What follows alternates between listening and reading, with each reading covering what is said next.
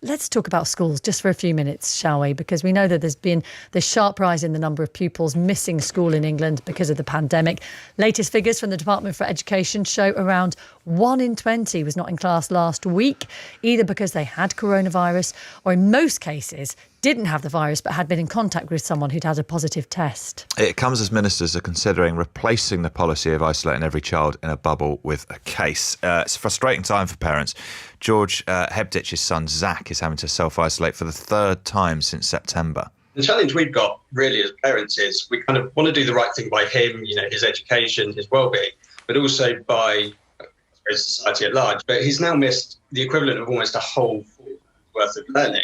And whilst there is an improved provision since lockdown, it's still not the same as being in school, and it's quite frustrating. He's missed football tournaments. He's just missed being around people of his own age. It's really upsetting sometimes for him. Well, Jane Davis is head teacher of the Lanchester Endowed Parochial Primary School in County Durham. Hi, Jane. Every single parent you'll talk to at the moment, every single teacher has gone through this at one stage or another. They certainly have, sadly, yes. And actually, I think it's getting worse now. In the last 2 weeks, it's been far worse for our school and a lot of schools in County Durham than it was back in the autumn term, which is when we were expecting the worst to hit us.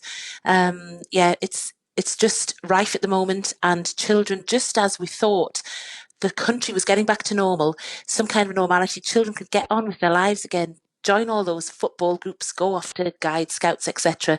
It's just all been taken back from them again. It's sad. What about the disruption to parents? And when I say disruption, that for some means not being able to go to work, not getting any income. That's right.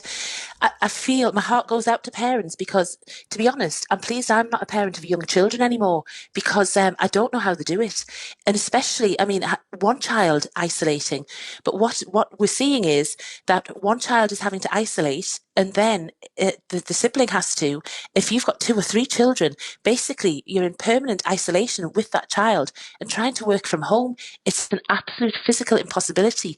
And the guilt that so many parents seem to be feeling as well, because they're trying to support their children with the remote learning. They're trying to support them with their online lessons, which obviously the younger children need that. They need their parents, an adult around to help them.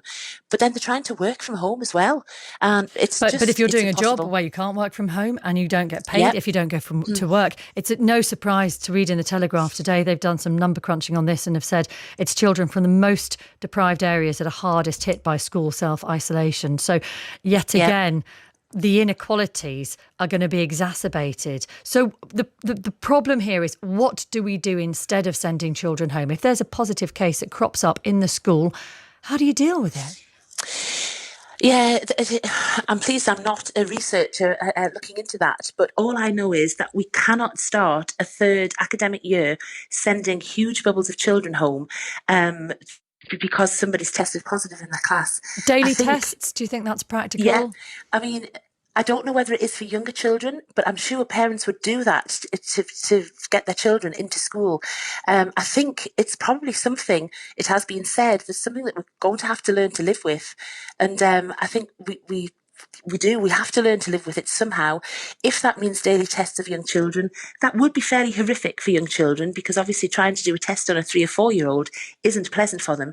But I'm sure that is a lot better than missing school and missing out on their life. Jane, best of luck with the rest of term. Thank you for talking to us. Jane Davis, head teacher of Lanchester Endowed Parochial Primary School in County Durham.